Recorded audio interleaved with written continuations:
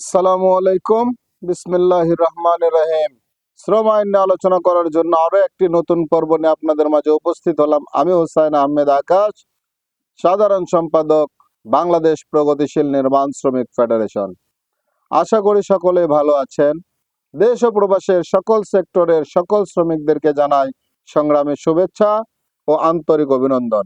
সংগ্রামী সাথী ও বন্ধুগণ, আজ আমরা আলোচনা করব শ্রম আইনের ধারা 214 নিয়ে। শ্রম আদালত এই আইনের উদ্দেশ্য সরকার সরকারি গেজেট প্রজ্ঞাপন দ্বারা প্রয়োজনীয় সংখ্যক শ্রম আদালত স্থাপন করিতে পারিবে। একাধিক শ্রম আদালত প্রতিষ্ঠিত হইলে সরকার উক্ত প্রজ্ঞাপনে উহাদের প্রত্যেককে যে এলাকার এই আইনের অধীনে এখতিয়ার প্রয়োগ করিবে উহা নির্ধারণ করিয়া দিবে। শ্রম আদালত একজন চেয়ারম্যান এবং তাহাকে পরামর্শ দেওয়ার জন্য 2 জন সদস্য সমন্বয়ে গঠিত হইবে।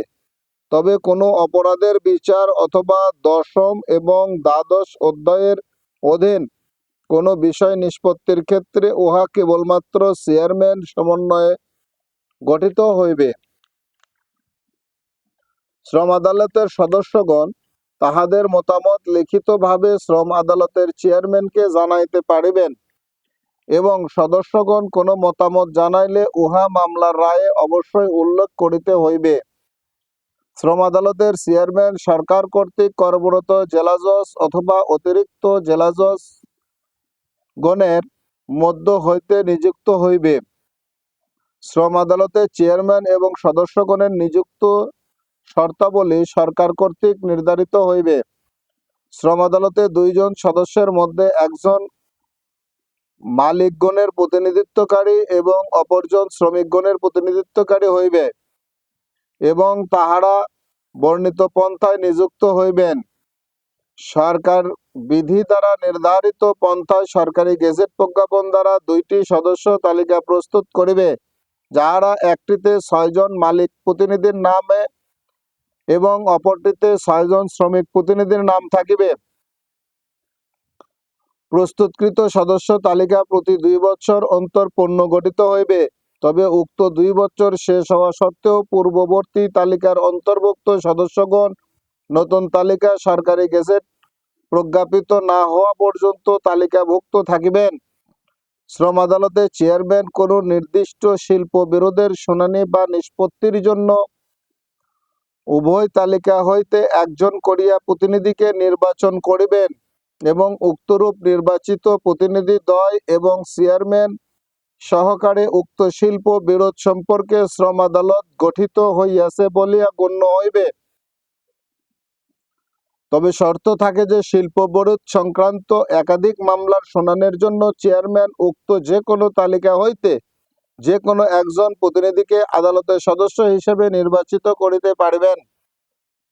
কোন শ্রম আদালত নিম্নলিখিত বিষয়ে অন্যান্য এখতিয়ারের অধিকারী হইবে, যথা: এ আইনের অধীনে আনীত পেশকৃত অথবা দায়েরকৃত কোনো শিল্প বিরোধ অথবা অন্য কোনো বিরোধ অথবা কোনো প্রশ্নের বিচার ও নিষ্পত্তি, সরকার কর্তৃক পেশকৃত কোনো নিষ্পত্তি ভঙ্গ অথবা বাস্তবায়ন সম্পর্কিত কোনো বিষয়ের অনুসন্ধান, মীমাংসা ও নিষ্পত্তি, এ আইনের অধীন অপরাধসমূহের বিচার এবং এই আইনে অথবা অন্য কোনো আইনের অধীন দ্বারা বা প্রদত্ত বা প্রদেয় অন্য কোনো ক্ষমতা প্রয়োগ অথবা কার্য সম্পাদন।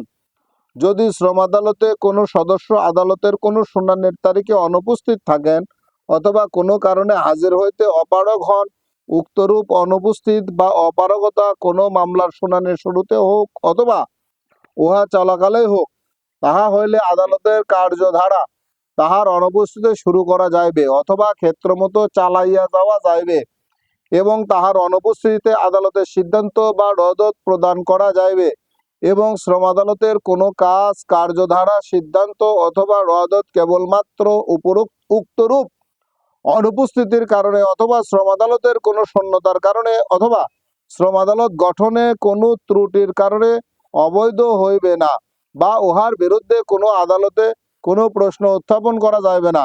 তবে শর্ত থাকে যে যদি আদালতে কোনো সদস্য কোনো নির্দিষ্ট মামলায় অনুপস্থিত কথা চেয়ারম্যানকে পূর্বে অবহিত করেন, সেই ক্ষেত্রে চেয়ারম্যান সংশ্লিষ্ট পক্ষের তালিকা হইতে অন্য একজন সদস্যকে মনোনীত করিবেন। আরও শর্ত থাকে যে কোনো মামলার রায়ে উভয় পক্ষের সদস্য মতামত অবশ্যই উল্লেখ করিতে হইবে।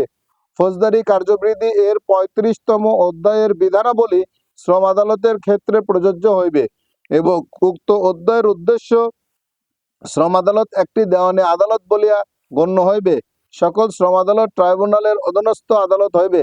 সংগ্রামী সাথী ও বন্ধুগণ, অত্যন্ত গুরুত্বপূর্ণ একটি বিষয় নিয়ে আজ আমরা আলোচনা করলাম। আশা করি সকলে বুঝতে পেরেছেন। দেশের প্রচলিত আইনের প্রতি শ্রদ্ধাশীল হয়ে এদেশের সকল মালিক এবং শ্রমিকগণকে শ্রম আইন মেনে চলার অনুরোধ রেখে সকলের সুস্বাস্থ্য দীর্ঘায়ু কামনা করে আমার নিজের জন্য দোয়া চেয়ে নিয়ে এই পেজের ভিডিওগুলো বেশি বেশি শেয়ার করে এদেশের কোটি কোটি শ্রমিকদেরকে তাদের আইনি অধিকারগুলো জানার জন্য সুযোগ তৈরি করে দেওয়ার অনুরোধ করে আজকের পর্ব এখানেই শেষ করছি। সালামু আলাইকুম, আল্লাহ হাফেজ।